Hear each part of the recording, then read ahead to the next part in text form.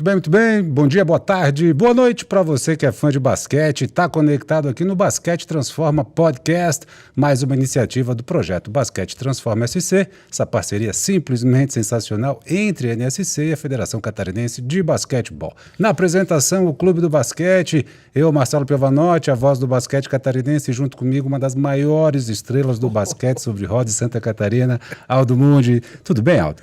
Tudo bem, Marcelo. A pressão só aumenta a cada daquele jeitinho, né? Para a gente voltar às quadras e abrilhantar o basquete sobre rodas do estado de Santa Catarina. Mas boa tarde, boa noite para você que está acompanhando aí mais esse episódio, segunda temporada do Basquete Transforma Podcast, sucesso total, e trazendo só a nata para conversar com a gente aqui, Marcelo. Aldo Mundi, hoje o convidado é mais do que especial, é elite da elite do microfone, eu estou feliz demais. Sensacional, Marcelão. Ele que é 2 vezes vencedor do prêmio ACIF de jornalismo na categoria Rádio Jornalismo e nada mais nada menos que 6 vezes vencedor do prêmio RBS de jornalismo e entretenimento. Hoje nós vamos conversar com um jornalista, gente finíssima, da melhor qualidade, Leandro Lessa. Salve de palmas para Sensacional. Que maravilha. Obrigado pelo convite, Aldo, Marcelo. É uma honra. A gente já conversou tantas vezes fora do ar. Eu tenho uma admiração pelo trabalho de vocês, porque eu já gosto muito de basquete, né? A gente até brinca algumas vezes. A gente tem uma ligação muito forte com o futebol, né? O futebol é a paixão popular no Brasil. Mas o basquete é esporte melhor, né? Agora sim. Se está avalizado pelo homem, a gente só acredita, né? Mas primeiro corte já está aí. Não, a minha vida, assim, de esporte foi com o basquete, né? Assim, quando a gente percebe na vida, né? Na minha época, assim, anos 80, quando a gente é criança, quando a gente é guri, a gente imaginava na nossa carreira ser jogador de futebol. Aí você descobre assim e no meu caso foi com 5, 6 anos de idade que eu falei assim, futebol não vai dar. Não vai rolar. Mas basquete, olha, a gente tinha... E era até naquele momento ali, quando começou as transmissões da NBA, e a gente imaginava assim, pô, quem sabe, né? Ele pode estar jogando nos Estados Unidos e... Aí também a gente percebe que não dá. Mas você jogava direitinho, né? Eu vou dizer uma coisa. É claro que a gente tem uma autoavaliação para perceber o nível do nosso jogo, né? Uma autocrítica que é o mais importante para você perceber se você vai ser profissional na tua vida ou não. O esporte que eu mais joguei na minha vida foi o basquete. Eu joguei handball, eu fui quando eu estudei em escola técnica, né? Hoje não é escola técnica, depois mudou para Instituto Federal, e antes inclusive virou Cefet, né? Depois Instituto Federal. Eu estudei na época ainda da escola técnica, lá na minha cidade, que é Campos dos Goytacazes, no interior do Rio de Janeiro, e eu curtia muito o basquete. Eu jogava basquete assim, de sair da aula, assim, muitas vezes, sábado de manhã e ir no colégio, sem ir no colégio no sábado. Eu ia no sábado, mas obviamente para jogar basquete. Eu jogava direto, então era algo que fazia parte muito da minha vida. E aí eu fui jogar no Sub-15, que na verdade era a escolinha do Automóvel Clube, que era o clube da minha cidade. E eu comecei a ver que eles... uma coisa que me deixava muito decepcionado é que geralmente me colocavam para jogar de pivô. Eu tenho 1,91 de altura. E eu sempre tinha muita raiva, porque eu não tinha nem corpo, eu não achava que tinha corpo nem impulsão para jogar de pivô. Eu sempre queria jogar de ala, mas eu era o maior de todos e me colocavam de pivô. E aí me dava muita raiva, eu não gostava de jogar de pivô. E aí, na época, o Automóvel Clube, ele era muito... Não tinha o que disputar, não disputava nada. Então eu só treinava. Não tinha jogo, não tinha amistoso, não tinha estadual, não tinha competição nenhuma. Então eu fiquei 2 anos da minha vida e eu lembro de ter feito um jogo amistoso lá, arranjaram um time lá para jogar com a gente e só. E aí, depois, assim, quando eu voltei, passei a ser jornalista, né? E o Automóvel Clube virou o campus que disputou o Campeonato Brasileiro de Basquete e que tinha... O Guerrinha era o técnico do time, cara. Chegou em semifinal de Campeonato Brasileiro. E eu tava lá e só ficava imaginando, pô, podia ter sido eu, né, cara? Podia ser o Obviamente pivôzão, né? só sonhando, né? Podia ser o pivôzão, podia ser Ia ser o pivôzão. Não, ia brigar pra não ser pivô, pra Mas jogar de ala. Ala pivô no máximo. Tá, mas assim, tu te recorda se tu ganhasse ou perdesse amistoso? Não, ganhamos. Pô, então tu terminasse a carreira invicto. Exato. Invicto. Sensacional Exato. sempre. Então, Não, eu, 100% joguei, de eu aproveitamento. lembro, assim, da época quando eu jogava, quando eu estava estudando na escola técnica, a gente tinha a Olimpíada dos cursos, né, dentro da escola técnica. E o meu curso era edificações, e não era um curso, inclusive era a cor do jaleco que a gente usava, era laranja, igual a caneca do Basquete Transforma SC. A gente não tinha... obviamente que a caneca tem muito a ver com a bola de basquete, né? Então, a gente não tinha muita gente que jogava basquete no meu curso. Eram os outros cursos que tinham mais gente que jogava basquete. E eu fui jogar handball justamente porque eu não tive espaço na equipe de basquete. Eu não sei por quê, porque era geralmente o professor que dava aula na disciplina de educação física. Ele via os caras que jogavam basquete e falava assim, oh, pô, você quer treinar com a gente? E aconteceu comigo no handball, no basquete não. E eu queria jogar basquete, né? Tinha muita gente que jogava em outros times, jogava handball e basquete também, estava ali no mesmo time. E aí teve uma vez que a gente disputou a Olimpíada e eu joguei contra uma dessas equipes que era do curso que tinha 3 caras que eram do time titular da escola técnica. Era um time muito forte na cidade. Eu arrisco dizer que era o time mais forte da cidade. E aí a gente estava ganhando, a gente não estava ganhando, a gente estava perdendo e de repente, eu não sei o que aconteceu comigo e foi numa dessas que eu falei, cara, eu não vou jogar de pivô, porque me colocaram de pivô. No jogo anterior, tinham tirado tinha um cara, eu lembro o nome dele até hoje, é Tarcísio. O cara era mais alto que eu, mais forte que eu, pivô. E esse cara dominava. Ele não pôde jogar. E aí, sobrou pro Leandro Lessa. E o Lessa falou, cara, eu não vou jogar pivô, porque a gente vai perder, eu não vou conseguir render. E aí... Só que eu não avisei, eu falei assim pro alto, acho que o pessoal não acreditou muito, e eu comecei a pegar bola e arremessar de média e longa distância, cara, fazendo bola de 3, e acabei sextando a partida. Olha Só que a gente perdeu. Então a carreira não é tão invicta assim. Mas, cara, depois a gente jogou, a gente fez tava do lado, o pessoal tinha uma certa raiva, assim, porque... O handball e o futsal treinava na quadra do lado de fora. E o ginásio era pro vôlei e pro basquete. E aí a gente treinava e falava assim, por que a gente não treina no ginásio? E tinha uma época que a quadra nem era coberta. Então tinha chuva, a gente não treinava. E o pessoal do basquete saiu e a gente tava jogando a pelada do basquete. A gente tava jogando lá um 3x3. E os caras do time de basquete chegam e falam, não, vamos jogar um 5 contra 5 aí. Quadra toda. Beleza. Eles estavam jogando exibição, jogo show. A gente tava jogando Copa do Mundo, cara. Estamos jogando contra o time principal. Cara, quando eles perceberam que a gente tava jogando, a gente tava muito à frente. A gente ganhou o jogo, eu falei assim, cara... Já fiz minha parte. Se vocês não me quiseram, a culpa é de vocês. Cumpri a minha missão. O glorioso mundo do basquete. Sensacional. Ô, Leandro, e nesse aspecto, a gente aqui no Basquete Transforma Podcast, a gente conversa sobre as pessoas que tiveram com as pessoas que tiveram suas vidas transformadas pelo basquete, né? E a gente também, nesse projeto Basquete Transforma SC, a gente exalta o poder transformador que o basquete tem, né?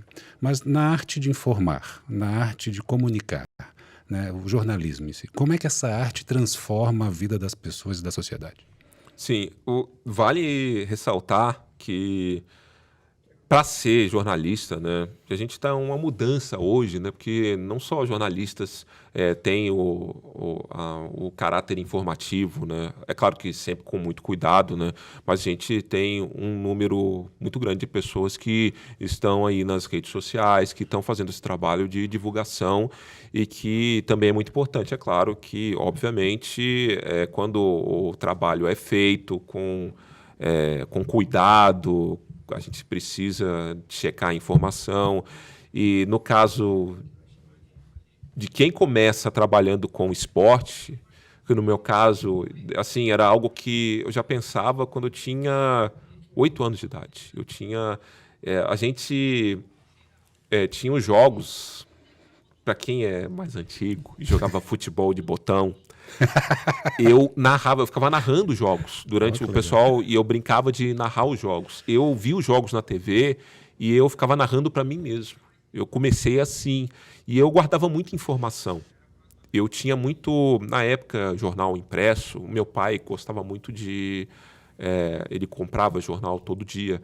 E chegava a época de Olimpíada, de Copa do Mundo, de Campeonato Mundial, de qualquer esporte, assim, dos esportes principais que acabavam sendo divulgados, eu guardava muito esse conteúdo. Eu tinha, uma vez, na CBN, a Magic Paula veio fazer entrevista, ela estava participando de um projeto, e eu fui conversar com ela e falei, Paula, puxa, um orgulho, nem era eu que ia fazer entrevista com ela, uma outra pessoa, mas Magic Paula, eu não vou falar com ela. Total. E eu cheguei e falei, Paula, eu queria, poxa, eu admiro muito, vi muitos dos teus jogos na época lá da rivalidade lá do interior de São Paulo, quando colocavam Paula contra Hortência, que era a narração do Luciano do Vale, que elas não eram inimigas, né, eram amigas, né, mas virava a rivalidade por conta da rivalidade que havia entre cidades do interior paulista no basquete de lá.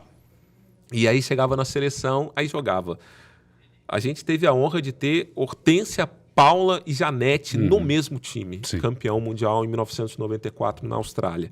E eu fui contando essas histórias para ela e ela falando assim, nossa, mas você lembra de muita coisa, hein? Mas é isso, a minha vida foi muito disso, de buscar informação. E quando a gente trabalha com o esporte, quando a gente busca essa arte de transmitir para a gente trazer informações durante a programação e quando está no meio de um jogo mesmo, quando está participando de uma transmissão, é muito importante o conteúdo, de você saber o que você está falando, de você não ter dúvida do que você está levando. Porque, ainda mais no basquete, que as pessoas que estão acompanhando, elas sabem muito. Elas sabem muito. Às vezes elas sabem mais do que você em determinado assunto. Então, você não pode estar ali levando uma parte de um conteúdo. A arte de informar tem muito a ver com o conteúdo que você tem. Você tem um conteúdo histórico, né, que você adquire ao longo da sua vivência, ao longo da sua carreira, mas você também tem o conteúdo que você precisa adquirir. E, meu Deus do céu, hoje você tem uma facilidade para você obter informação que é impressionante. É por isso que, repito, o importante é você, quando tem uma informação, que você chega na internet e pega a informação, você vai lá e checa, você vai lá e confere realmente, vê com outras fontes, com outras pessoas, com outros lugares, outros sites que tenha essa informação também, para você levar um trabalho que não é só o trabalho de você, por exemplo, numa transmissão de jogo. Você não está ali só para informar o que está acontecendo. Eu gosto muito de história, do que aconteceu. Eu gosto de trazer isso também para dentro de uma transmissão. Eu gosto de trazer isso também para os programas que eu participo quando eu falo de esporte. Eu acho isso muito, muito importante. Então, conteúdo é tudo, cara. Quando vocês começam a transmissão de vocês, quando vocês começam o podcast, quando vocês... Cara, vocês não assistem todos os jogos de basquete. Ninguém tem essa capacidade. Nem tem como. Então, você vai se informar, você vai buscar se informar. Então, é uma obrigação. É uma obrigação você chegar e ter o máximo de informação. Obviamente que você não vai se informar de tudo, porque senão você não narra o jogo, você só vira noticiário, né? Mas o mais importante é você estar com o máximo de informação possível para que a pessoa do outro lado, nos momentos, a gente chama, nesses momentos em que nada está acontecendo, basquete é difícil, né? Porque nada acontecer no basquete é difícil. Mas você tem um momento em que o jogo para, o intervalo dos quartos. Ali é um momento que você não pode deixar em branco, não pode deixar vazio. Você também tem que mostrar, você também tem que... você tem que participar, você tem que envolver todo mundo. E esse é o momento também. Acho que é mais importante até do que os momentos por exemplo, um final de jogo de basquete, que a gente sabe que pode acontecer qualquer coisa. Ali a história está meio que contada. Você não precisa... É claro que você coloca a tua emoção, a informação, você acompanha, mas nos momentos em que nada está acontecendo, entre aspas, acho que é um momento também muito importante dentro do esporte, né? Dentro da transmissão. Vou fazer uma colocação aqui sobre isso aí que o Leandro está falando. Ano passado a gente teve a oportunidade de fazer transmissões dos jogos do Campeonato Adulto aqui de Santa Catarina e podemos dividir um dia, né, a narração com o Leandro, e depois eu comentei com o Marcelo, né, tendo a oportunidade, o Marcelo não estava presente, mas falei assim, o que eu fiquei impressionado foi que tu chegasse para a narração, tu trouxesse um calhamaço de folhas. Sim. Com data de aniversário, data de nascimento das atletas, e um monte de informação desse, o cara... Pesquisa, né? Pois é. Eu comecei, por exemplo, fazendo o campeonato estadual no NSC Total. A gente fez o adulto, jogos do masculino e jogos do feminino. Eu comecei a acompanhar jogos, fui lá nas transmissões da Federação Catarinense de Basquetebol, acompanhei as transmissões que foram feitas, jogos anteriores, e você começa a perceber, até mesmo porque muitas vezes você conhece jogadores e jogadoras a partir da movimentação, do estilo de arremesso, até mesmo o vestuário, assim, o tênis você começa a perceber, o tipo de cabelo penteado, você começa a perceber esses detalhes quando você está acompanhando o tempo inteiro. Como eu trabalho... E no NSC Total, fazendo narração, eu faço com muitos esportes, não só o basquete, e tem muito envolvimento com o futebol. É óbvio que eu tenho que chegar e tenho que acompanhar muita coisa antes e estar muito bem informado, ter muitos detalhes antes de começar uma transmissão. Eu não posso contar com a sorte e chegar no meio da transmissão e começar... jogador tal tem... Pego os números, jogador tal tem o 8, o 11, o 12, é isso. Então tá, a gente vai lá, começa o jogo, e daí? É só isso? Só vou chegar e só vou contar a história do jogo? É só isso que eu vou apresentar? Não, eu quero... Inclusive, isso é o que ajuda a fazer com que mais pessoas se interessem a buscar informações sobre o basquete, porque muitas vezes obviamente, quando eu chego para a transmissão e muita coisa a gente tenta lembrar de cabeça, cara, tem coisa que a gente passa que a gente vai errar. Sim. A gente vai errar. Óbvio que a gente não vai lembrar de tudo. Eu cheguei, estava durante uma transmissão de uma prova de ciclismo, estava fazendo no NSC Total, eu fui falar a respeito, não sei se era da volta da França, da volta da Itália, que eu errei a cor da camisa do líder. E eu falei, e aí, pô, os comentaristas do meu lado, que estão há 200 anos fazendo isso, e os caras até com muita cordialidade, né, para não falar, pô, cara, você errou feio aí, né? Não, falou assim, não, que a camisa é amarela, não sei o quê, é da volta tal. Eu falei, não, tá, valeu. E a gente tem que da resiliência, né? Errou, vai embora, esquece o erro e vai embora, né? Toca adiante, errar com convicção. Mas, né? uma coisa bacana do Lécio explicar é porque o jornalista atua em muitas frentes, né? Muitos assuntos, né? E às vezes no mesmo dia, né? Aham. Tu apresenta programas de notícia de manhã, depois tem o debate diário, fala de futebol, fala de Sim. esporte. E, pô, são assuntos completamente diferentes, às Total. vezes são completamente desconexos. Tu sai de um assunto de saúde, vai pra política, depois tu vai pra uma questão policial, vai pro Volta pro esporte. Sim. Como é que tu... Tu trocar a chavinha é complicado. Pois é, às como é que vezes. faz isso? Ah, né? mas aí já é costume, né? Eu tô desde 1999 fazendo isso, né?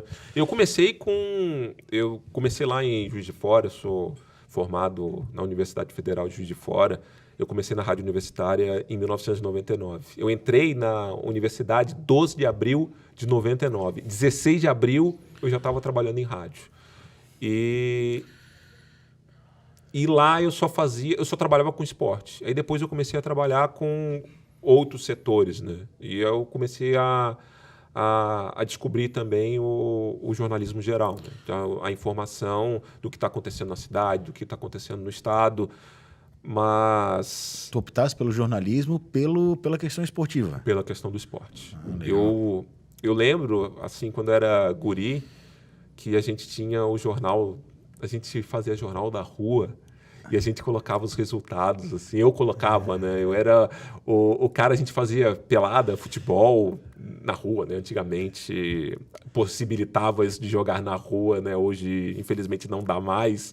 Mas também tem uma certa irresponsabilidade de deixar uma criança jogar na rua, né? Então, é bom isso. E isso é bom também, né? Tem um lado bom e o lado ruim, né? Eu joguei... Aí a gente jogava... Tinha uma pelada aí, aí falava, ó, a pelada foi tanto, todo mundo fez os gols aí, tinha o time da rua, a gente tinha o time da nossa rua, a gente jogava futsal, e aí a gente colocava os resultados também, corrida de bicicleta, a gente botava tempo, e eu era o maluco que escrevia e colocava isso. E aí teve uma Olimpíada lá na minha cidade, a Olimpíada Estudantil, e eu ficava acompanhando, eu não trabalhava em veículo nenhum, porque eu tinha 10 anos de idade, 10, 11 anos. E eu ia ver os jogos, porque o meu irmão jogava no time ele jogava basquete e handball. E eu comecei a acompanhar e acompanhava outros jogos também. E aí eu comecei a anotar os resultados dos jogos da Olimpíada Estudantil. E teve um técnico que chegou... Depois eu trabalhei com ele, porque ele foi técnico era técnico de vôlei conhecido na cidade e era envolvido com esporte. E ele falou assim, pô, cara, acho que você vai virar um grande jornalista, né? A parte do grande ainda não sei, né? Mas jornalista acabou acontecendo. Ah, mas 1,91 m, né? 1,91 m. Mas naquela época, com 11 anos, se bem que pra minha idade, com 11 anos, eu já era alto, né? Tanto que me colocavam de pivô que eu não queria, né? Mas, assim, eu falei do futebol de botão no início, a gente jogava basquete de botão. Ué? A gente com o botão, né, que eram umas coisinhas redondas assim que a gente usava para chutar a bolinha, né, no gol, né, em vez de jogadores, né, eram objetos redondos que a gente chamava de botão, né.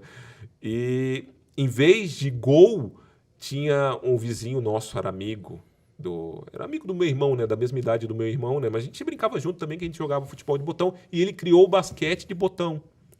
Ele fez a cesta, a armação ali, a estrutura, e a gente utilizava os botões, a bola, era uma bola felpuda para não ficar quicando. Aí era o contrário, né? Para não quicar muito, para ela não ficar escapando demais, para a gente ter mais controle, era uma bolinha felpuda e era uma cesta mesmo, era estrutura, assim, a gente desenhava o garrafão, a linha de 3, e a gente jogava basquete de botão.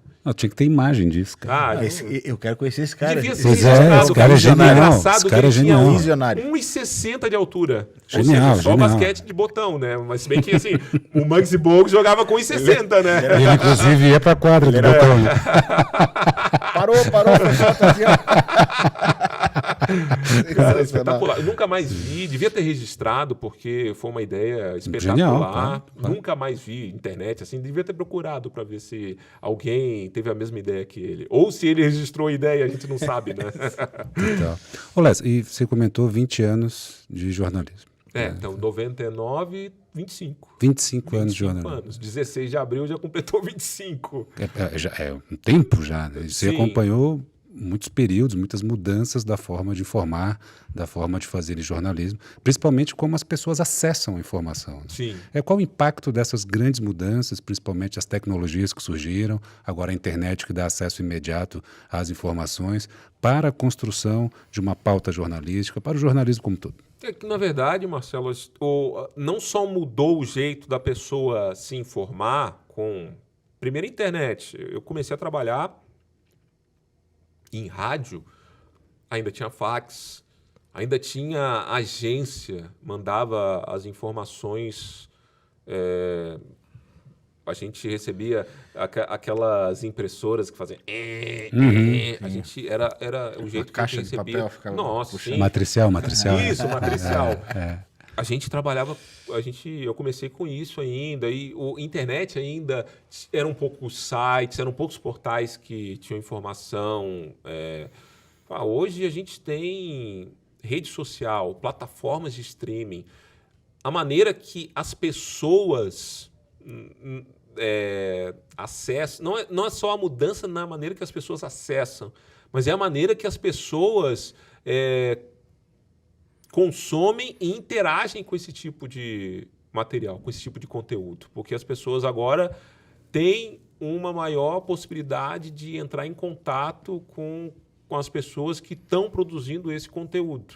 Então, eu lembro de rádio, época que a gente passava o telefone para as pessoas mandarem o recado, né? Hoje tem um WhatsApp de distância, tem as redes sociais que as pessoas... Então, a maneira que as pessoas interagem com os veículos de comunicação é que é completamente diferente. Então, acho que dentro desse contexto de mudança, né, que acredito, quando começasse o jornalismo em 99, não tinha ideia de que em 2024 a gente teria o que tem hoje, né, de transformação.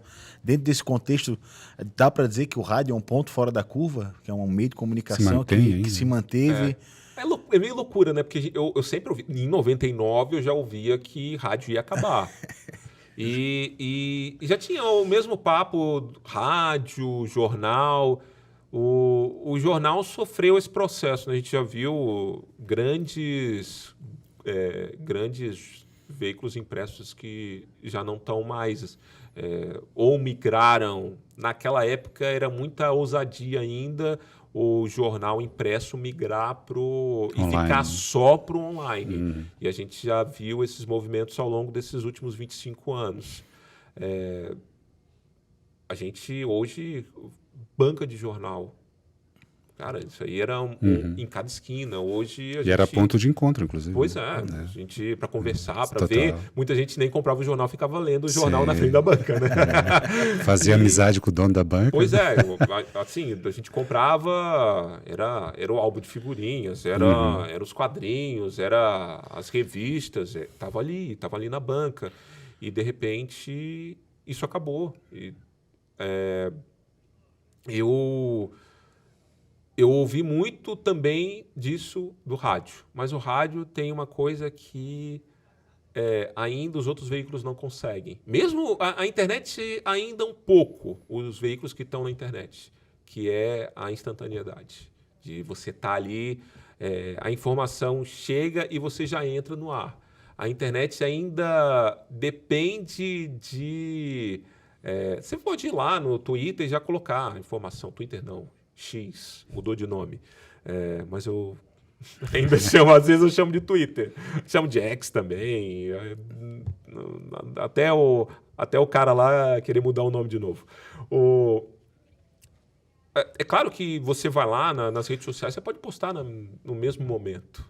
E aí tem a questão do alcance que você vai ter. Se você tem um número de seguidores gigante, a tua informação já chega de forma rápida. Mas o rádio permite essa instantaneidade também. É claro que não é a mesma coisa de pensar do que era o rádio nos anos 30, nos anos 40. A gente teve que também se adaptar ao que é hoje. Então, esses meios, eles estão conectados.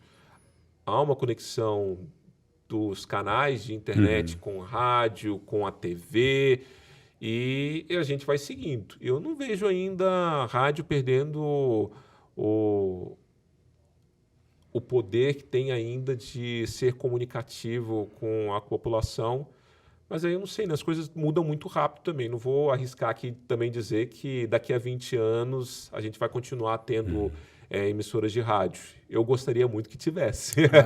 Gosto muito. Eu acho difícil o rádio sair de cena. Não sai de cena. Faz escutar música no rádio, cara, tem no carro, né? Principalmente quando a pessoa está dirigindo. Tem uma coisa que para mim é único do rádio, que é assim, ó, que tu não sabe qual é a música que vai vir. Sim, isso. Eu também penso assim. E às vezes casa o momento que tu tá naquela situação ali dentro do carro, tá pensando numa coisa e bate a música que tá... Pô, essa música encaixou exatamente no momento. Então essa coisa para mim que é insubstituível, assim, em relação ao rádio. Eu acho isso... Porque tem as plataformas que você acessa para ouvir música, né? Faz playlist e tal. E aí você ali ajuda o teu algoritmo, né? Até para escolher as seleções das músicas. Mas no rádio tem uma coisa. Vai ter aquela música que você não ouvia há muito tempo e que vai tocar e fala assim, cara, eu lembro dessa música. Você começa a cantar. E o rádio tem isso. E às vezes, quando você está ali ouvindo no teu celular, ouvindo em casa no computador, o algoritmo não te permite isso. Total. E tem essa particularidade do rádio também, que é o estar no trânsito, né? Sim. É um fiel companheiro ali, troca, até como se fosse alguém trocando ideia contigo. Ele não te responde se tu fala com ele. Não, claro. Mas ele fala contigo de alguma maneira. Até a questão da instantaneidade, eu já tive momentos assim que você não precisa estar no estúdio para trazer informação, né? Antigamente a gente utilizava muito, entrava para o celular. Hoje a gente tem equipamentos que conseguem entrar com uma qualidade melhor do que a de um telefone celular de antigamente, né? Não tem necessidade de entrar com o smartphone, né? A gente tem equipamentos que conseguem já entrar ao vivo na programação da rádio. Na época eu estava entrando com o celular ainda, estava dentro de um carro, eu estava junto com um pessoal que estava dentro do carro, estava passando pelo Santa Mônica, aí eu entrei para dar informação de trânsito na CBN. E aí o pessoal olhava para trás assim, aí, nossa, o Leandro Lessa está fazendo boletim de trânsito aqui no carro. Aí no trânsito. No trânsito. Não dirigindo, obviamente. Sim, eu estava no banco de trás. E tem essa admiração. Eu acho bem bacana que ainda tem a admiração, pessoas que acompanham rádio e que ficam querendo saber informações, pô, como é que é lá, é bem legal, não sei o quê, pô, te ouço, tem as informações de trânsito, acho bem bacana, assim, sei lá, dando informação, participando dos programas esportivos, né? Eu participei aqui, eu não tenho feito mais tanto reportagem trabalhado no estádio, né, nas transmissões de futebol na CBN, né, mas aqui no NSC Total eu tenho feito muita transmissão e narração, então eu fico envolvido com muitos outros esportes, né, então isso é bem bacana do pessoal estar ali participando e perguntando como é que é, pô, legal pra caramba, mesmo que não vai fazer isso da vida, só que é mesmo pela questão da curiosidade, né. E Leandro, nesse tempo todo, essa tua trajetória, tanto em rádio como televisão, qual foi a notícia mais difícil que tu já tivesse que dar? Puxa, acho que eu nem sei se foi a notícia, eu acho que a gente não falou, mas a gente ficou muito mal, que foi a tragédia da Chapecoense. Aquele momento ali, 2016, eu lembro, assim, de ter na rádio. Eu estava em casa, né? Porque a gente recebeu a informação de madrugada. E eu chegava aqui 6 da manhã na CBN. Eu chegava aqui na NSC 6 da manhã para trabalhar nessa época. E a gente já tinha o WhatsApp na época, né? Com informação, assim, nosso grupo do WhatsApp. E o pessoal já compartilhava foto que estava na Globo News, com a informação que caiu o avião da Chapecoense. E a gente não tinha nem informação de se tinha sobreviventes, aonde tinha. A gente sabia que tinha caído um avião na Colômbia com a delegação da Chapecoense.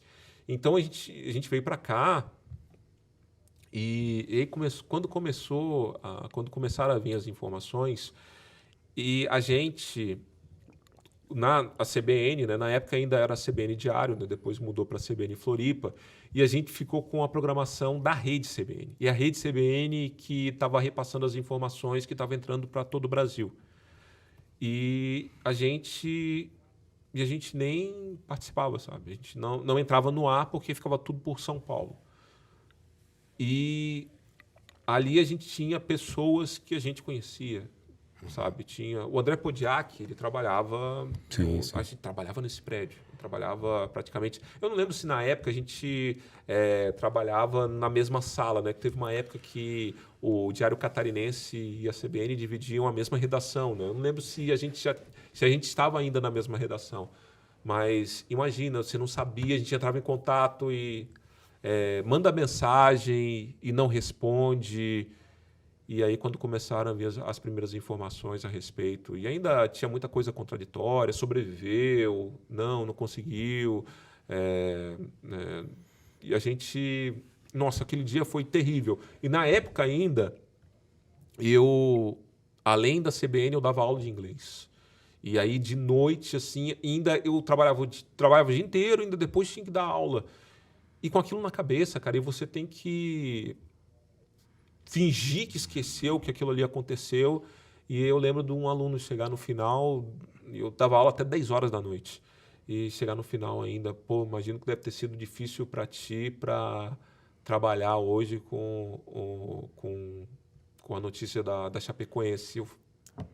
Cara, e eu falei isso, né? Você tem que fingir que esqueceu o que aconteceu, mas não esquece, cara. Aquilo ali foi terrível. Marcante, né? Sim. Leandro, e é uma notícia que ela reverbera por dias na redação, Sim, aqui no sim. cenário, né? Como é que estava o clima aqui naquele Não, momento? tava. Assim, a gente. Não tá falando só dos jornalistas, de quem trabalha aqui, o pessoal da técnica, os câmeras, todos acostumados com o pessoal que foi trabalhar. Eu já tinha trabalhado com as pessoas que estavam. Alguns já tinha trabalhado com outros veículos de comunicação e já conheciam. Alguns. Eu cheguei a conhecer o Vitoriano Sherman numa transmissão de um jogo lá no Rio de Janeiro ainda. Eu cheguei a conhecer, a gente era acostumado, o Deva Pascovitch trabalhou na CBN, então a gente começou a receber informações. O presidente da federação, né, a gente quantas vezes entrevistou o Delfim Padua Peixoto Filho, o presidente da Federação Catarinense de Futebol. Então eram pessoas que a gente convivia bastante. A gente passou a viver esse clima, que era um clima. A gente viveu o clima de velório aqui em Florianópolis, imagina em Chapecó. Sim. Eu fui fazer o primeiro jogo da Chapecoense. A Chapecoense fez um amistoso com o Palmeiras. A Chapecoense tinha 3 jogadores no clube. E vários clubes do Brasil começaram a emprestar jogadores para a Chapecoense, sem custo, obviamente, que a Chapecoense, imagina financeiramente como é que estava, né? Tinha que fazer um time novo e os clubes começaram a emprestar jogadores. E um dos que mais emprestaram foi o Palmeiras. E o primeiro amistoso da Chapecoense, na Arena Condá, foi contra o Palmeiras. E eu fui trabalhar nesse jogo. Eu fui lá em Chapecó. E a gente passava pelas ruas da cidade e o clima, um mês depois, acho que era mais de um mês depois, o clima ainda era horrível. Assim, você passava pela rua, parecia aquele silêncio, tem a expressão do silêncio ensurdecedor, era isso, a gente passava pela rua e parecia ainda que eles estavam, parecia não, era um luto ainda na cidade, mas que ali ia ter o futebol de novo, que era... Infelizmente, a gente vai ter que esquecer, né, e partir para frente, né, porque não tem como a gente ficar em luto para o resto da vida, mas realmente ficou uma cidade marcada, um clube marcado por conta de uma tragédia que aconteceu com a Chapecoense, né? Sim. E para quem produz informação a respeito, né, quem acompanhava a equipe, etc. A gente marca foi também, com a né? equipe CBN, a gente foi lá para Chapecó durante o velório coletivo, que foi no sábado, logo depois do acidente, né? Então, na Arena Condá, a gente estava com os nossos colegas jornalistas lá. E imagina, é uma sensação de... Você tem que levar informação e você não pode se deixar levar pela emoção. É claro que você sente aquele clima, mas você também tem que ser profissional e tem que... A expressão mais correta é engolir o choro. Tem que engolir o choro porque ali, para você conseguir suportar aquela situação, aguentar aquilo ali é muito difícil, muito difícil. Nesse da cobertura eu não estava, mas depois no jogo eu fui e ainda com esse clima é muito difícil. Mas convenhamos que dentro do esporte a gente tem... Claro, momentos tristes, mas acho que muito mais momentos de alegria, né? Falando em momentos de alegria, você lembra da sua primeira narração esportiva? Como foi? Lembro. Que circunstância? Conta pra gente. Eu estava na rádio da universidade ainda. Eu comecei na rádio da universidade e da primeira vez que me perguntaram o que eu queria fazer em transmissão de jogo, eles falaram assim, narração, eu imaginava assim, não, preciso de mais cancha, né? Tenho mais uma experiência para pegar o ritmo, então eu falei que eu queria ser comentarista. E aí começou a transmissão, eu falei, pô, eu quero narrar. Mas eu não narrei esse jogo. E a gente fazia muito... Como era da rádio da universidade, E em Juiz de Fora, Juiz de Fora é Minas Gerais, mas o pessoal torce para times do Rio. Correto. Então é completamente diferente. E o Tupi, o time de futebol, não estava bem. E teve uma época em Juiz de Fora, por exemplo, Juiz de Fora, vôlei forte, já teve outros esportes com força. E nessa época não tinha. E o futebol também estava mal, porque o time estava na 2ª divisão do Campeonato Mineiro.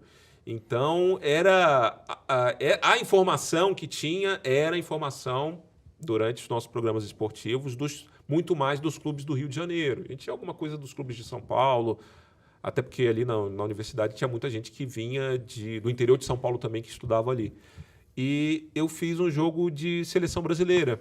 Agora, o time eu não lembro qual era, qual a outra seleção que enfrentou. Eu lembro que era um jogo de seleção brasileira, foi em 2000, e o primeiro fora da universidade, assim, eu fiz em 2003. Eu comecei a narrar na minha cidade, né? Voltei para minha cidade, aí eu fui transmitir um jogo de Série C do Campeonato Brasileiro. Para quem está acostumado hoje com Série C de futebol, e ver 20 clubes, o Figueirense na Série C, não imaginava na época que o campeonato tinha... Às vezes eu peguei campeonato de Série C com mais de 90 clubes. Então, regionalizado, né? Total. Pois é, então era tipo assim, o cara levantava a mão e estava na Série C do campeonato. Não tinha Série D ainda. Então a gente fazia esses jogos. Então eu lembro...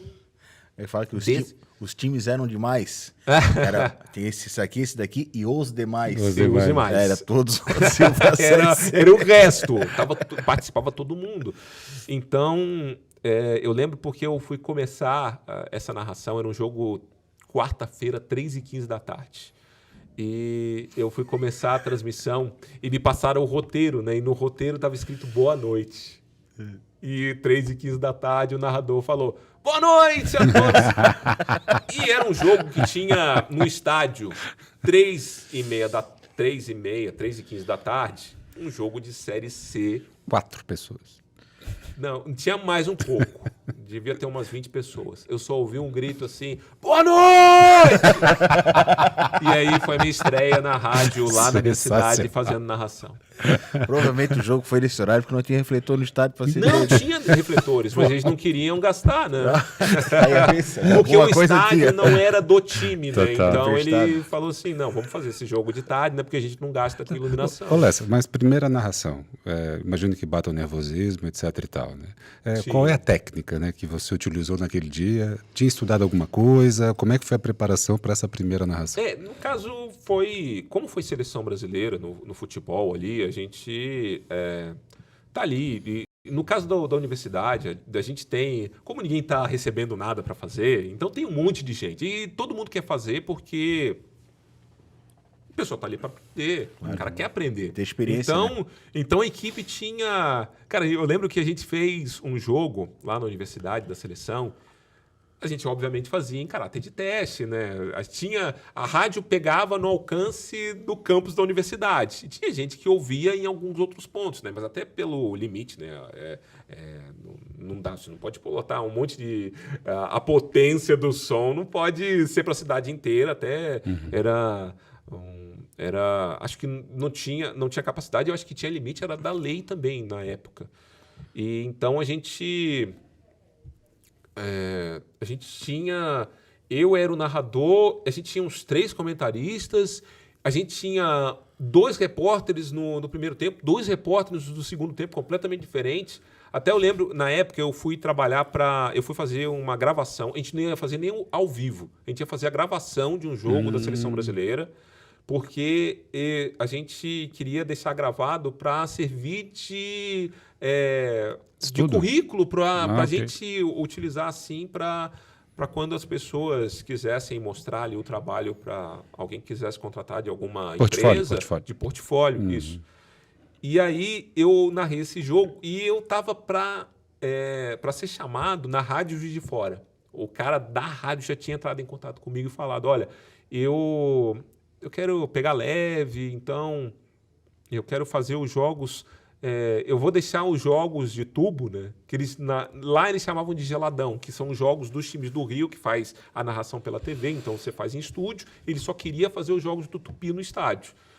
E eu falando assim, nossa, assim, eu adoro, cara, fazer jogo em estádio é outra coisa, né? Fazer jogo em ginásio, em arena, é outra coisa, você sentir o calor da torcida. Eu não estava muito afim de fazer o Tupi na segunda divisão, né? Então eu tinha condição de narrar jogos dos clubes do Rio de Janeiro, né? Vasco, Flamengo, Fluminense e Botafogo. E aí a gente fez essa gravação para deixar para o portfólio. E a gente já sabia o resultado do jogo, tinha que fingir que não sabia nada. E eu lembro no intervalo da partida, a gente falando, eu fui perguntar para a repórter da seleção brasileira no segundo tempo, e eu perguntei, e aí, eu nem lembro quem era o treinador da seleção. E aí, quem que... Eu acho que era em 2000... Puxa, 2000... aí, vou lembrar de cabeça, não vou lembrar. Foi antes do Filipão, vamos pensar, né? Pois é, foi antes do Filipão, acho que era o Luxemburgo. Bem provável. E aí, e tem alguma expectativa de mudança na equipe no segundo tempo? O técnico vai mudar esse por esse por esse. E não era no intervalo, era tipo as alterações que aconteciam durante o jogo. Aí eu falei assim, não, para aí, porque ninguém vai ser adivinha, ninguém vai acreditar que a gente adivinhou todas as substituições no segundo tempo de partida, né? E aí, mas é isso, a gente busca informação. E eu sou muito... tem características de... Quando você vai para a transmissão, tem um narrador que deixa muito pela emoção. Tem os narradores que gostam do bordão. A gente tem uma lenda, Galvão Bueno, a gente conhece pela quantidade de bordões, né? Haja Coração, o Silvio Luiz, a gente conhece pelos inúmeros bordões. Na minha época tinha o Januário de Oliveira, que fazia as narrações no Rio de Janeiro, e ele era tá lá um corpo estendido no chão. E a gente tem uma característica diferente do Luciano do Vale, por exemplo. Na minha época, quando eu comecei criança a acompanhar jogos, o Luciano do Vale é um cara que não tem um bordão. Ele era muito da emoção do jogo. Ele tem... Cara, a narração do jogo da seleção brasileira contra a Iugoslávia, 86. O jogo foi no Arruda, em Recife. E é um gol do Zico. O Zico costura. Antes da Copa, o Zico ele tinha se machucado, estava voltando. E aí ele costurou a zaga da Iugoslávia, fez o gol. E o Luciano do Vale... Ele falou, não há palavras para descrever esse gol. E ali ele não ficou esperando para fazer essa frase. Ele criou aquilo ali na hora. E aquilo ali é espetáculo. E eu sou muito disso. O pessoal gosta de falar do insight, né? Aquele negócio que surge na hora, aquela ideia que eu gosto muito disso. E eu gosto muito também... esquema, tática, é importante, óbvio, mas isso é com um comentarista. E quando eu comecei a narrar, eu tinha um narrador que falava, não comenta, você é narrador. O comentarista deixa pro comentário. E ele era o cara que mais comentava durante a narração. Aí ele falava assim, não faz o que eu faço. E ele comentava o jogo inteiro. Ele fazia a pergunta pro comentarista em forma de comentário, pro comentarista concordar. Confirmar ou não. Né? Confirma isso. E ele falou para mim, não faz assim. E eu gosto muito do momento e gosto muito das histórias que são contadas pelos personagens do jogo. Não tem nada... Quando a gente fala, por exemplo, basquete transforma... Cara, é uma vida que foi transformada por causa do esporte, cara. É uma vida que você viu que o esporte, a carreira, não são todos que chegam ali profissional, tem um número limitado de pessoas que chegam por conta do esporte. E é uma vida, a gente vê, por exemplo, em Olimpíadas, a quantidade de pessoas que chegam ali, e a gente imagina, por exemplo, Usain Bolt, o cara... Genial, o maior genial. corredor da história, mas a gente acha que o cara nasceu pronto. Não. E não é isso, o cara teve uma história, teve todo um trabalho de preparação. São coisas... Michael Jordan. O Michael Jordan nasceu pronto? Não nasceu pronto, cara. Os caras da NBA não nascem prontos. Tem um talento? Óbvio que tem. Sim. Mas isso precisa ser lapidado. O Oscar Schmidt, quando ele falava que mão santa, ele não gostava dessa expressão, porque parece que ele foi abençoado. Ele nasceu assim. Não é, cara. Ele treinava e treinava e treinava e treinava. O Stephen Curry, ele não arremessa de 3 porque ele... Cara, aí vem a história da família lá, do pai dele, ele arremessando, e ele lá em quadra lá, começa o jogo ele arremessando, ele do lado de fora da quadra arremessando, e depois do jogo arremessando. Cara, não é à toa, tem uma história, e muitas dessas histórias são histórias de vida que começaram com uma imensa dificuldade. Cara, como é que eu não posso contar essa história para a pessoa conhecer? Eu acho que isso, dentro de um trabalho de transmissão, quando você narra, você está levando emoção. E como que eu não posso levar a emoção da vida de uma pessoa que se transformou completamente, a vida dela foi transformada completamente por causa do esporte? Sensacional. É bem isso mesmo. Na verdade, vamos abrir, pessoal, a gente queria fazer um workshop sobre narração, aí a gente consultou os preços, ficou fora do nosso orçamento, vamos convidar o Leandro Lessa para vir aqui no Basquete Transforma, dar uma aula para nós aqui. Cara, a gente tem hoje um número gigante de narradores esportivos, porque a gente tem um número de plataformas. Sim, a gente total. tinha isso de forma muito reduzida na TV e um número muito abrangente por causa de rádio. E o pessoal de rádio torcia. Muita gente de rádio ficou na vida inteira com rádio e ficou muito feliz com isso. Muita gente que queria trabalhar com TV. Cara, hoje a gente tem milhares de plataformas de streaming para você conseguir fazer esse tipo de trabalho. Então, possibilidade você tem de... mas é isso. Como é que você vai ser diferente hoje numa gama de inúmeros? Por isso, quando eu falo, a gente conversando fora do ar, né, e a admiração que eu tenho pelo trabalho de vocês, quando vocês estavam ali com narração, é que é o trabalho, e a gente vê isso muito, o trabalho diferente de narração. Antigamente a narração tinha esses bordões, mas o estilo era mais ou menos o mesmo. E hoje a gente tem estilos de narração completamente diferentes, que talvez na TV ou no rádio não tenha chegado tanto. Já tem mudado. Tem muitas narrações que já são bastante diferentes. E o futebol, ele não permite tanto isso ainda. Tem bastante já dentro das plataformas de streaming, mas em outros esportes. E aí, no caso do basquete, isso parece que é permitido de a gente fazer uma transmissão que seja mais informal. E a gente aprendeu muito isso, por exemplo, com os esportes americanos, né? Porque as transmissões tinham muito da informalidade, da brincadeira, com seriedade, não é avacalhar. Tem a seriedade também, mas tem que saber o momento de fazer a brincadeira. Tem um momento que você sabe fazer também. Isso aí, falasse a respeito do basquete, né? O basquete, enquanto modalidade, ele tem as suas peculiaridades, né? Sim. Como é que tu enxerga essas peculiaridades do basquete na narração de um jogo de basquete? Primeiro que basquete é número. Muito. São dados o tempo inteiro, cara. E é diferente, até eu acho que o futebol poderia aprender um pouco com isso, sabe? A gente tem muito pouca informação de números dentro do futebol. E hoje o futebol, inclusive os departamentos de futebol, tem muito de estatísticas. O departamento de estatísticas é muito importante dentro desses departamentos. Isso é importante em qualquer esporte, mas a gente não leva isso tanto dentro da transmissão.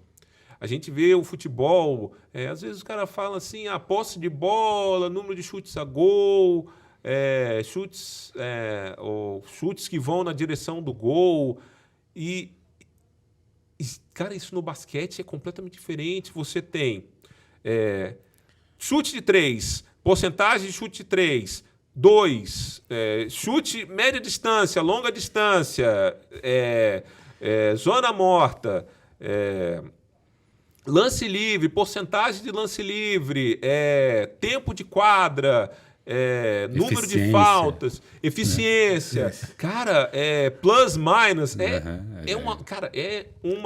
É completamente diferente, cara. E você precisa estar ligado o tempo inteiro. Um olho no jogo e um olho nas informações, nas estatísticas. E você não pode perder. E por exemplo, vocês fazendo a transmissão, e quando tem uma interatividade maior, você precisa também dar atenção para o pessoal que está... Então você tem... Você cria um terceiro olho na testa para começar a acompanhar tudo. E o basquete é isso, cara. E não tem como não se apaixonar com um esporte como esse, né? O basquete é espetacular porque muitas vezes obviamente tem uns jogos de basquete que tá vencendo por 50 pontos de vantagem e dificilmente o time vai virar, né? O Dream Team vai pra quadra, você sabe, vai difícil, vai estar 50 pontos. Não vamos muito longe, né, Marcelo? Acontece bastante, a gente vê bastante isso aí. Mas ali, por exemplo, você tá 20 pontos, faltando 8 minutos para terminar o jogo, eu não cravo que o jogo o time que tá com 20 pontos na frente vai vencer o jogo. Não dá para cravar. E no futebol, por exemplo, se o time tá vencendo com 30 do segundo tempo e tá 2-0, cara, tem jogo. Tem jogo. Mas no basquete cara, 2 minutos, mas às vezes tem jogo que tá... Muda, né? Sim. Cara, tem jogo que tá 2-0 e parece que o jogo não vai mudar, cara. E tem muito... E o basquete, isso...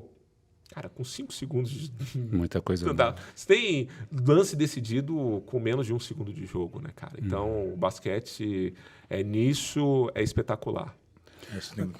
O negócio das estatísticas, né? Até a gente brinca muito. Né? Como é dissecado, a gente até brinca, né? Que tudo isso que tu falasse, pegar nível na NBA, eles têm isso aí na segunda, na terça, na quarta. Sim. Dias de chuva. Bolas de mão direita, dias de chuva, terças à noite. No futebol americano eles fazem isso, né?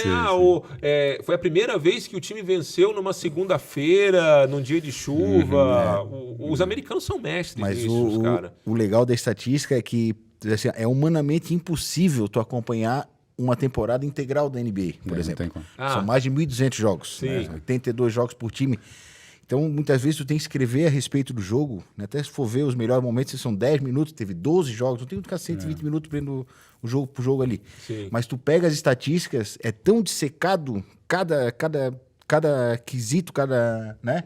Que tu consegue ver o que aconteceu no jogo. Você, aqui dominou os rebotes, né? Dominou os rebotes, esse aqui aproveitou mais as bolas de segunda chance. Foi defesa. Exatamente, por causa dessa questão de estatística. É muito importante, realmente é uma coisa bem, bem peculiar do basquete mesmo, né?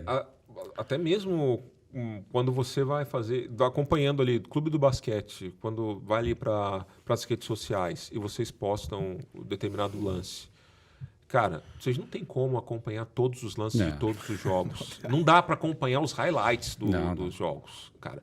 E a NBA, eu vou te dizer uma coisa, eu tenho acompanhado cada vez menos temporada regular, porque eu fico muito com a cabeça de que cara, vai chegar nos playoffs e vai mudar tudo, cara. E assim, o time vai lá, muitas vezes chega lá, cara, por exemplo, temporada 2023, 2024. Cara, Boston Celtics, sobrando no leste. Eu não cravo que vai ser campeão. Tem grande chance de ser campeão do leste, tem grande chance de chegar na final da NBA. Cara, eu não vou cravar. Não vou cravar, porque chega nos playoffs e é outro campeonato, cara. E aí eles jogaram 82 partidas. E muitas vezes, por causa dessas 82 partidas... Obviamente, se tem público para acompanhar, se tem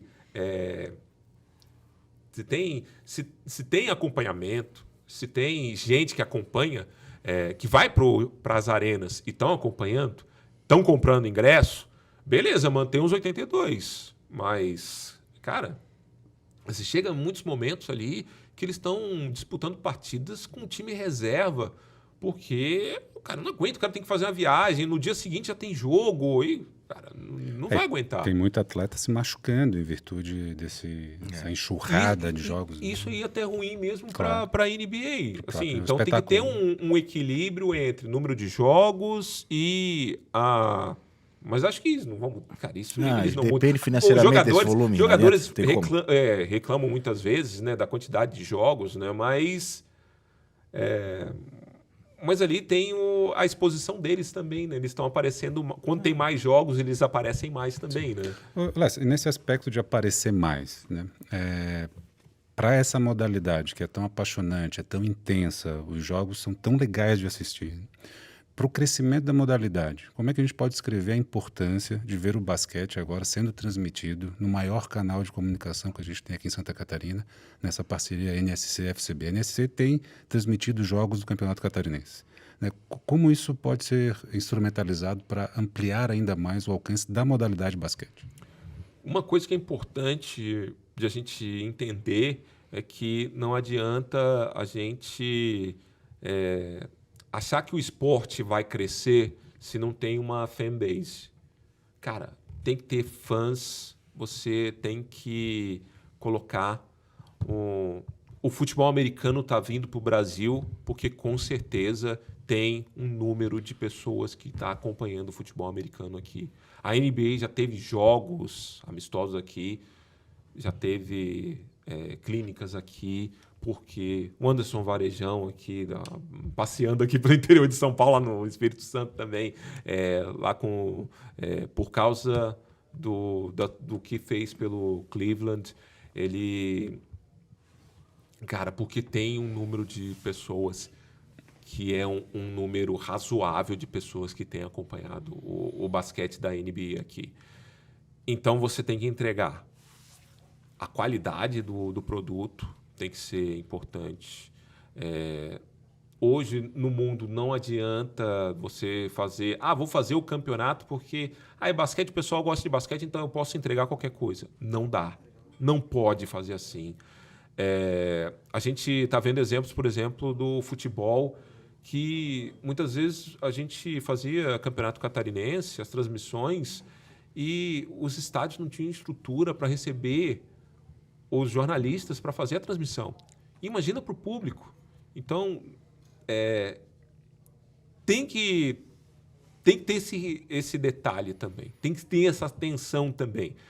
A qualidade, é preciso ter a qualidade do produto. A gente, com a exposição, está falando da exposição de jogos da NBA, o público é mais exigente. Então, o cara vê jogo da NBA e quando ele vai ver um basquete da NBB, da Liga Feminina, quando ele vai ver campeonato estadual, ele quer ver esse jogo. Ele quer ver esse jogo, ele quer ver essa qualidade. Obviamente que os melhores estão lá. Então, você não vai ver a mesma qualidade. É a mesma coisa de comparar o Campeonato Brasileiro com campeonatos na Europa. Você não vai ter a mesma qualidade. Mas tem gente que continua acompanhando. Você precisa fazer o trabalho para que as cidades mantenham os seus clubes, porque a gente tem, e não é só no basquete, a gente tem outras modalidades de um esporte que tem um projeto e, de repente, o projeto acaba. Eu vim de uma cidade, eu falei do Automóvel Clube, que depois virou campus e que disputou campeonato nacional, foi semifinalista de campeonato nacional. No ano seguinte, mudou a prefeitura, acabou o basquete. Por quê? Não vamos mais gastar dinheiro porque a reclamação E é triste porque esporte não dá voto. Infelizmente, tem isso. E eles falaram que a alegação foi: a gente não vai gastar mais dinheiro porque essa é a alegação não oficial, né? Porque a gente sabe que tem muita gente que fala: não vai gastar dinheiro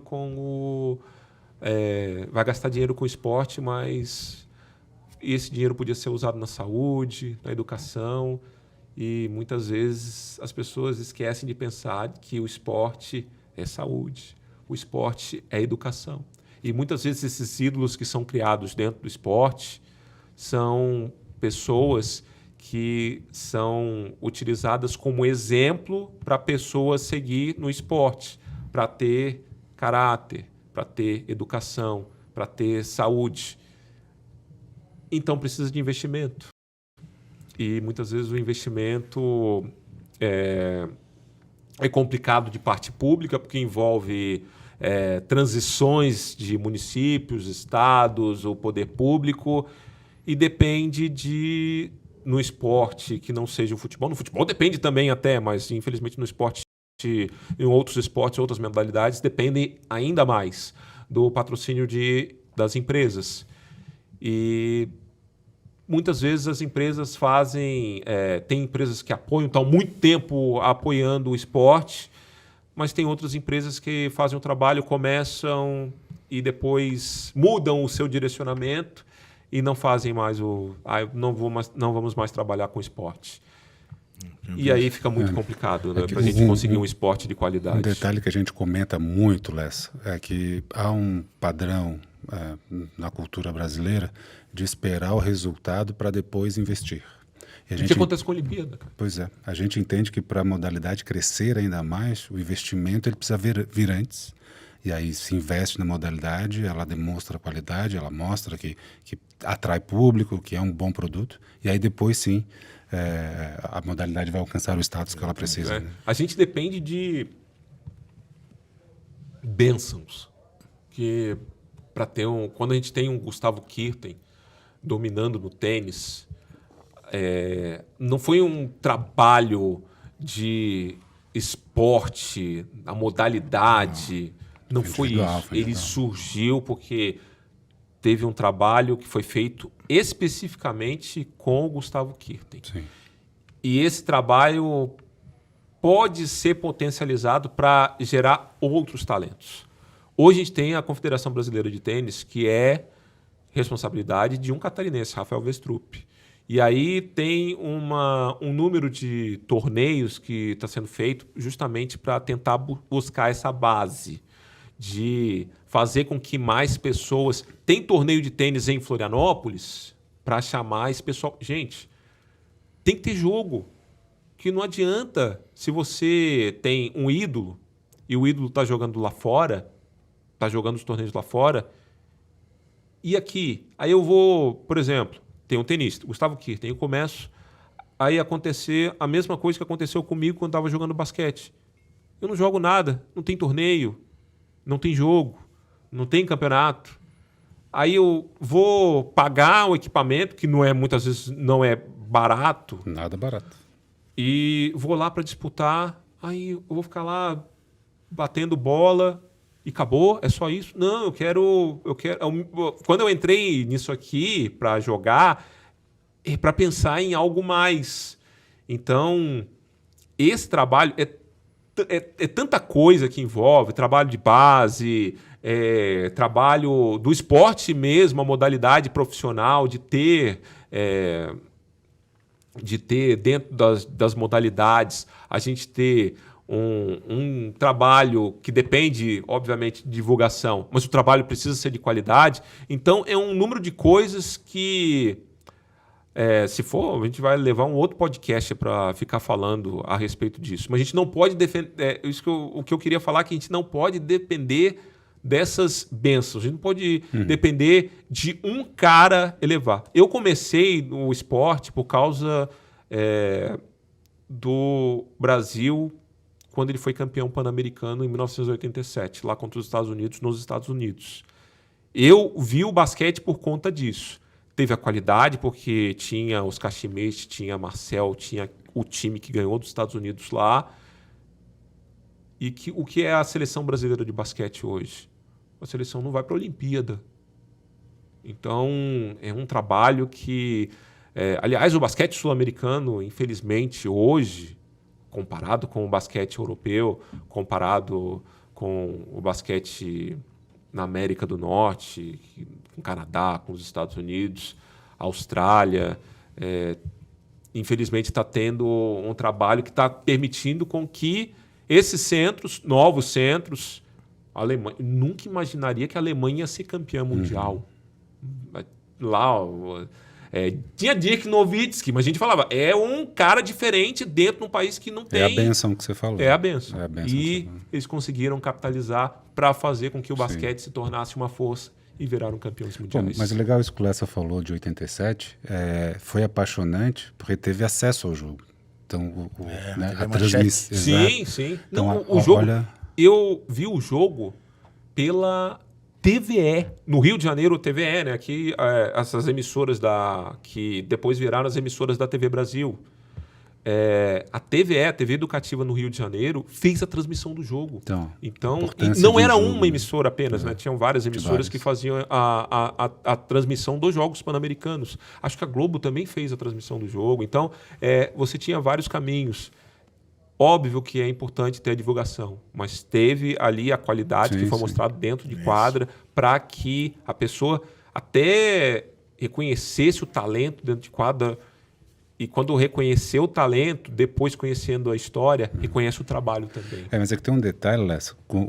Se mesmo com qualidade o trabalho não for divulgado, não chegar ao consumidor final, meio que o trabalho se perde. A gente está vendo agora um grande momento da categoria de base em Santa Catarina. O Sub-15 masculino está com 29 equipes. 29 equipes masculinos, 19 no feminino disputando o campeonato nacional. Então, É muito time. O número de equipes para uma base, né, que são adolescentes se apaixonando pela modalidade, isso é maravilhoso para quem pensa no crescimento do basquete. E ter a divulgação desses jogos para o arquivo do atleta, para motivar o atleta para o próximo jogo, porque vai passar para o meu pai e para minha avó, isso é incrível, cara. Isso é incrível, isso é fantástico, né? Sim. E é isso aí tanto que vocês dois falaram na questão o que eu estou mostrando, não é transmitir. Isso é uma conversa que a gente tem muito com o nosso presidente Fábio Deschamps, que a transmissão, ela não deixa de ser uma propaganda do trabalho que está se fazendo em cima da modalidade no estado. Né? Então, tem que ter um cuidado qual é o ginásio que eu estou transmitindo, se tem a estrutura legal para eu transmitir, quem são os times que vão jogar, etc. E isso aí tudo influencia nessa questão que o Marcelo falou agora, tu criar uma memória legal. Né? Eu bato muito naquela técnica que assim, 1% dos atletas da base vão virar atletas profissionais.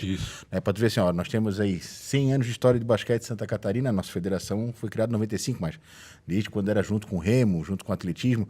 Então tu tem 100 anos de história do basquete do nosso estado, nós temos um campeão da NBA, o Thiago Splitter. Olha o primeiro, né? Olha quanta gente passou para tu ter um... Né? Então assim, muita gente não vai virar jogador de basquete profissional, mas ele, através de ter os seus jogos transmitidos, ele vai ter lembranças positivas dessa época. Né? Então a gente toma esse cuidado, assim, quando eu vou fazer uma transmissão, eu não estou ali para criticar, né? Eu fujo do estereótipo do futebol, às vezes que o pessoal vai lá e fala mesmo, ficou mal. A gente busca fazer uma narração positiva, porque esse cara é o cara que vai se tornar engenheiro, vai se tornar empresário, e um dia o clube de basquete vai chegar e vai propor para esse empresário uma proposta de patrocínio para patrocinar o time de basquete da cidade. O cara fala, eu vou patrocinar, porque eu passei pelo basquete, joguei dos 15 aos 19 e foi maravilhoso para mim. Transformou a minha vida. Transformou a minha vida, exatamente. O torcedor do futebol, aí tem muito da passionalidade, né? A gente está falando de clubes que muitas vezes são centenários, torcidas muito grandes, e que o torcedor, e muitas vezes com esses jovens aí, jogadores da base, eles não têm muita paciência, né? O cara vai mal e fala, isso aí não serve. E isso no futebol tem demais porque, infelizmente, porque o futebol é isso, porque tem a passionalidade do torcedor, né? Mas tem esse lado, tem o ônus e o bônus, né? Tem esse lado também de que o lado alegre é muito forte e o lado da crítica também é também muito forte. E eu acho que é diferente com outras modalidades, porque acho que tem a questão, todo mundo quer fazer crescer. Acho que todo mundo se abraça e acho que é mais difícil. É claro que tem rivalidade, tem pessoal que passa a perna no outro também, mas como todo mundo está ali para querer o bem da modalidade, acho que isso ajuda. O torcedor que vai para a arena, torcedor que vai para o ginásio, ele... Cara, eu me perdi uma vez... Perdi localização, né? Mas eu fiquei ali... eu perdi a noção do tempo, porque eu fui fazer um jogo da Olesc no Rosendo Lima. E aí eu fui entrar ali, eu estava entrando para a CBN ao vivo, e entrei com a câmera, entrei ao vivo. A gente de rádio agora, a gente também está entrando com imagens. Nós nos adaptamos também a isso. E a gente estava fazendo um jogo e eu encerrei ali a minha participação dentro da programação da CBN e eu me peguei parado olhando o jogo. Jogo com torcida, no ginásio, com jogadores ali com idade de estudantil. Cara, é espetacular. Tem como fazer algo com qualidade. A gente falando, é o campeonato de qualidade, é o oferecimento do campeonato de qualidade, uma competição que um caminho que permita com que você veja, porque você também não pode entregar, tem que ser divulgado, mas também não pode ser entregue qualquer coisa. Total. E eu acho que, no caso de quem é envolvido, os antigos falam que aqueles que são... agora a expressão, aqueles que são bem envolvidos com qualquer modalidade, acho que isso tem muito. No futebol, ele por si só, ele já se faz, ele já se constrói, apesar de ter alguns problemas de estádios que tem um gramado ruim, a estrutura é muito antiga. Aí no basquete, acho que é possível se abraçar mais. O pessoal tá mais junto para fazer acontecer. Para fazer espetáculo, acontecer. né? É isso. Legal. Leandro, papo sensacional. Então, para a gente finalizar o nosso workshop aqui, qual conselho tu daria para quem está iniciando aí a sua carreira no jornalismo, está começando a faculdade de jornalismo, pensando em ser narrador esportivo? Não precisa ser jornalista. É legal ser jornalista, obviamente, né? Mas não tem necessidade de ser jornalista. O jornalismo te dá o entendimento, as técnicas para você obter conteúdo. Acho que isso é muito importante. Eu gosto muito, o jeito que eu gosto de fazer narração, colocando, com informação, eu ter informação, eu buscar informação, e eu gosto muito de ter isso em mãos, lá o calhamaço de papel, anotação, de ter no celular ali arquivos, é isso. Informação, tenha informação, não vá fazer o trabalho achando que muitas vezes vou para o lado descontraído, vou para o lado mais informal e fica só na parte da brincadeira, da avacalhação às vezes. É legal às vezes, mas o tempo inteiro não fica legal. Eu gosto quando é isso, tem informação. E você está ali, você falou, Aldo, falando sobre tentar não menosprezar o jogador que está ali, o atleta, que muitas vezes pode não vai virar o profissional. Eu acho que a gente precisa lembrar isso também. Durante o momento que você tenta lembrar. Às vezes você tenta segurar para falar assim, você vai falar esse cara não sei se vai dar, esse cara vai vingar. Mas você tem que lembrar que tem uma vida por trás também. É claro que tem competição e isso envolve você ter jogadores melhores ou piores quando você está numa situação de profissionalismo. Mas a gente tem que lembrar também que quando você está fazendo uma transmissão, você está lidando não só com atletas, mas está lidando com vidas também. E eu acho muito bacana quando essas vidas elas vão para dentro do trabalho de transmissão também. Quando a gente consegue passar a emoção através da emoção, que já é o esporte, mas o individual. De cada trabalho para chegar naquele momento ali, naquele ápice. Que sensacional. Bom demais, bom demais. Senhor Leandro Lessa, muito obrigado. E nós agora temos um momento que a gente gosta muito, que é o momento de presentear o convidado, né? Coisa linda.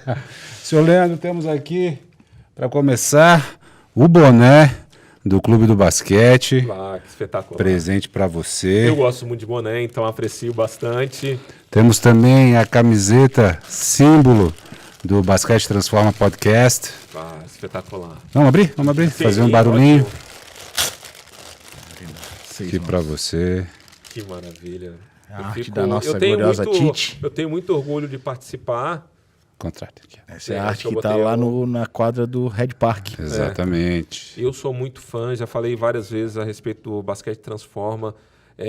Não só do trabalho, de que é o basquete, né, de você aliar a arte do grafite, a música, o hip hop, com o esporte, mas de estar envolvido com comunidades, né, cara? E o esporte isso é maravilhoso. isso. É a comunidade junto com o esporte. Cara, dá muito certo, cara. Com certeza. Podia ter mais trabalhos assim. Temos um terceiro presente. Oh, que maravilha. A caneca. Vou levar. Canequinha, A caneca é sua. A canequinha vai ficar aqui na... Não vai para muito longe, que ela fica aqui na ISC tá mesmo. certo. Cuidado, hein? Cuidado que ela pode subir. Eu tenho um grande problema, eu não tenho uma gaveta, né? Porque eu não tenho uma sala definida aqui, Perfeito. né? Às vezes as pessoas me perguntam... Ô, Lessa, qual a tua função aqui na CBN? Cara, eu não tenho uma cadeira, eu não tenho uma sala, eu não tenho uma gaveta, porque eu não tenho um local específico. Às vezes eu estou no estúdio, às vezes eu estou na gravação, às vezes eu estou na redação, às vezes eu estou na gravação do podcast. Então, a gente fica transitando aqui. Então, acho que eu vou ter que pegar uma cordinha aqui e amarrar no bolso. No relógio de bolso e até caneca de bolso. Pronto. Mas, Lessa, muito obrigado. Obrigado por essa conversa com a gente, obrigado por essa aula, né, sobre jornalismo esportivo, sobre narração, compartilhar conosco a sua experiência. Para a gente é um grande ganho, né? Eu já fiz várias anotações mentais aqui para melhorar nossa forma de narrar jogos, de comunicar também. E obrigado por usar um tempinho, né, um pouco do seu tempo para conversar com a gente. Obrigado, Marcelo. Obrigado, Aldo. Obrigado, Basquete Transforma, por ser esse projeto. Eu aprendi muito também, e eu aprendo com todos. Quando eu fiz um projeto na Universidade Federal de Santa Catarina, com alunos em 2010 na Copa do Mundo, que eles fizeram transmissão e tem a Rádio Ponto na UFSC. E tinha uns alunos, hoje alguns dos alunos já são jornalistas consagrados, e eu conversava com eles a respeito da transmissão, dava dicas, como é que eles iam fazer a transmissão dos jogos da Copa do Mundo. E tinha um cara que fazia a transmissão e ele levava mais para o lado engraçado. Ele era comentarista ou repórter, eles faziam todas as funções, né? Ele levava mais para o lado engraçado. E eu falava assim, e agora, cara? Como é que eu vou falar com esse cara que não dá para fazer isso, cara? E eu aprendi com ele. Eu aprendi com ele que, sim, dá para fazer assim, sim. Isso em 2010. Não tinha plataforma de streaming ainda, não tinha esse número de transmissões que são possíveis hoje. Então, se você tem o teu estilo, dá para utilizar, você consegue utilizar. Se você é mais sério, você é mais informal, você consegue em qualquer lugar, né? Então, tá fazendo o teu trabalho dentro do jornalismo. E eu aprendi muito com isso também. Eu acho que... E vocês sabem fazer isso como ninguém, cara. Vocês dois são ali um trabalho que vocês fazem junto com o basquete, acompanhando o trabalho que vocês fazem no podcast, o trabalho que vocês fazem com transmissão, o trabalho que vocês fazem com postagens nas redes sociais. Eu gosto muito. Parabéns para vocês também. Aprendo muito com vocês também, tá? Sensacional. Caramba, que legal. Pô, obrigado. Sou muito fã, cara. Eu sou muito fã. Já falei várias vezes fora do ar e tenho a possibilidade agora de falar dentro do podcast. Fiquei até encabulado agora. É que às vezes a gente não percebe, a gente faz o trabalho, a gente precisa do... Às vezes o que falta pra gente, muitas vezes, é feedback. Porque a gente faz o trabalho e o pessoal que... Obviamente que tem o pessoal que acompanha, o público, a audiência, que fala, pô, tá legal pra caramba, que não sei o quê. Tem esse retorno. E é bem legal, esse carinho. Mas às vezes a gente não tem... Entre a gente, né, cara? Entre a gente tá fazendo transmissão e a gente chega no final de um trabalho e fala assim... Pô, que trabalho... Às vezes a gente fala assim, pô, hoje não foi tão bom, mas quando a gente faz um trabalho que é bem bacana, a gente chega assim e fala assim, pô, hoje o trabalho foi... A gente fala a palavra que às vezes durante a transmissão a gente não pode usar, né? Exato. Leandro, endossar as palavras do Marcelo, muito obrigado por ter conversado com a gente aqui. Realmente uma entrevista sensacional para o Clube do Basquete, né? Dentro da nossa trajetória, é um marco poder conversar contigo aqui, falar sobre comunicação esportiva, isso é muito importante para nós. E obrigado mais uma vez, cara, assim, por ter atendido o nosso convite. Eu sei que o teu dia é bastante concorrido. Eu acho que soma muito para essa segunda temporada do Basquete Transforma Podcast, tua presença aqui. Valeu, obrigado. E a gente fica acompanhando porque o Basquete Transforma Podcast está cheio de estrelas e eu vou dizer, eu diante de nomes que já passaram por aqui, eu fico muito orgulhoso. É uma honra estar participando também. Ah, que legal, que legal. E para você que nos acompanhou, nosso muito obrigado também. Aldo, lembrando que nós somos um perfil inclusivo, né? Somos um perfil inclusivo, né? E também temos o apoio da Teutec Solutions, uma empresa catarinense que incentiva o basquete. Estamos vestindo aqui camisas da Somar Malhas, Marcelão. Com garbo, elegância e muita qualidade. Se nos veste com garbo, elegância e qualidade, pode fazer isso por você também. Sensacional. Lembrando que a inclusão é a saída para uma sociedade melhor e o esporte promove a inclusão. Então apoie e prestigie os eventos esportivos aí do seu município, pratique esporte e jogue basquete. Que sucesso. Então, muito obrigado por acompanhar mais este episódio do Basquete Transforma Podcast. Fica ligado nos outros também que estão da melhor qualidade. Juízo, fé na vida, respeito às leis de trânsito e aprecie com moderação. Valeu!